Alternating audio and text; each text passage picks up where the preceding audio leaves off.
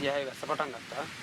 මේ ප්‍රධාන සිදුවීම සිදු වෙන්නේ 27 වෙනිදා උදේ තමයි මට මතක 26 කර මතක තියෙන විදිහට 27 උදේ 8ට 8 මාට වගේ තමයි අපිට හිතුනේ. මා විශාල සත්‍යයක් ආව ගුවන් යානයක් ගොඩ බස්සන වගේ සත්‍යයක් තමයි දැනුනේ. ඒක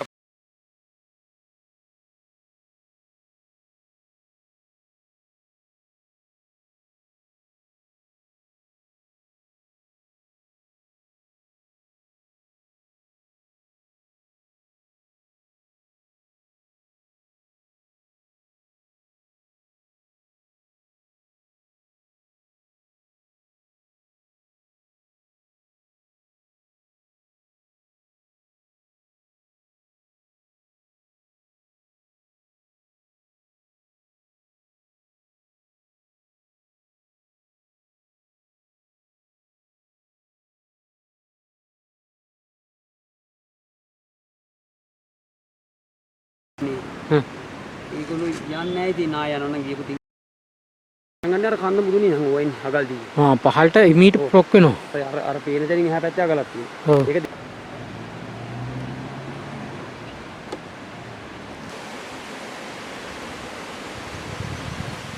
ඉතින් ගෙවල් මේ තියෙන දැන් අවුරුදු 25ක් වෙච්ච ගෙවල් හදාගෙන පරිවිචිත භූමිය.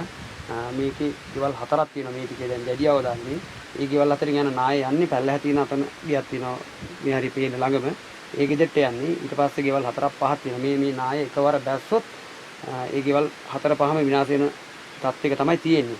අපි දැනට ඉල්ලන්නේ කවුරු හරි වගකිය යුතු බලධාරියෙක් ඇවිල්ලා මේක බලලා අපිට නිසි පිළිතුරක් ලබා දෙන්න කියන එක තමයි ඉල්ලන්නේ.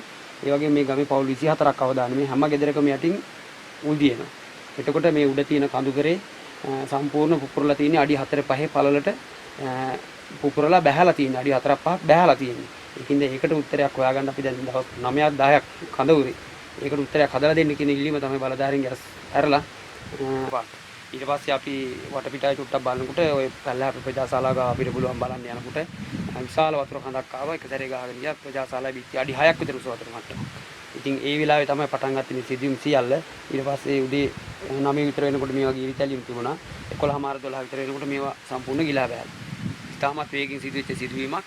මම හිතන්නේ අපිට පූර්ව දැනුම් දීමක් නිකන් හරි තිබුණා නම් මේ වගේ සිදුවීමක් වෙයි කියලා මේ අනතුරු ගොඩක් වළක්වා ගන්න තිබුණා.